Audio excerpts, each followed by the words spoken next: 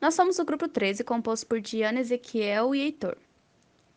O tema do trabalho é autoindutância e cabo coaxial. Apresentando um pouco sobre o tema, o que é autoindutância?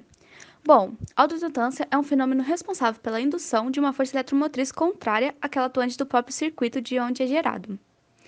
Agora, cabo coaxial. Esses cabos são cabos que representam duas superfícies condutoras, separadas por um material isolante, sendo tais superfícies um tubo oco, que pode ser substituído por uma malha, e um fio central que o atravessa. Agora, qual é a relação entre eles?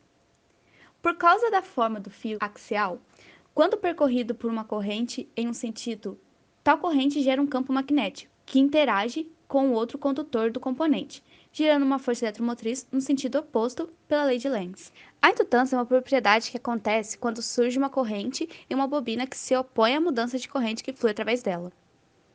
Se a corrente na bobina estiver aumentando, a força eletromotriz autoinduzida produzida na bobina se oporá à subida da corrente, o que significa que a direção da força eletromotriz induzida é oposta à voltagem aplicada. Agora vamos às aplicações da autoindutância. Um exemplo de aplicação dos indutores ocorre nas instalações de lâmpadas fluorescentes. Essas lâmpadas são preenchidas com gás que apresenta um comportamento não ôhmico. Em determinados instantes, a resistência elétrica da lâmpada pode reduzir muito, o que demanda aí uma corrente muito alta. Essa corrente pode ser próxima à corrente de curto-circuito e causar danos à instalação elétrica ali da residência, do comércio. Para evitar uma sobrecarga, um indutor, que é o reator, é adicionado em série à lâmpada. Quando a corrente começa a aumentar, esse indutor oferece uma resistência ao aumento dessa corrente. Agora vamos às vantagens do cabo coaxial.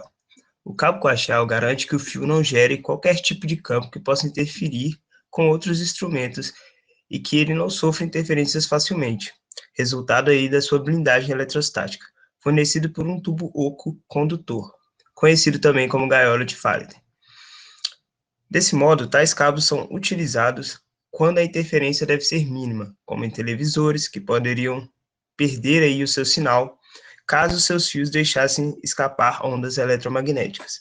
Esse cabo coaxial ele é composto aí por uma capa, uma blindagem eletrostática, o isolador e o condutor.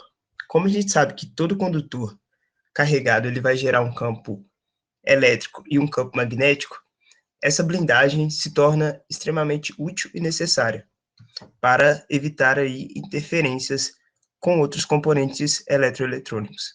Abordando o problema proposto, é requisitado o valor da autoindutância total em um trecho de um cabo coaxial.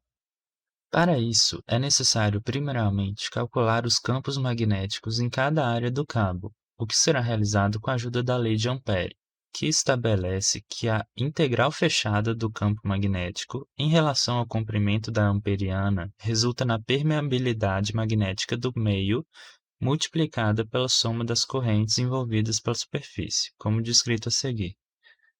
Por essa relação, é possível deduzir a equação do campo magnético em todas as seções do fio coaxial listadas a seguir.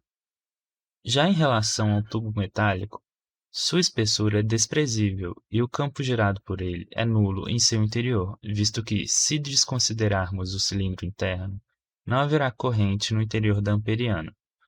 Tal tubo, porém, gera um campo magnético em seu exterior, sendo ele anulado, porém, pelo campo gerado pelo cilindro.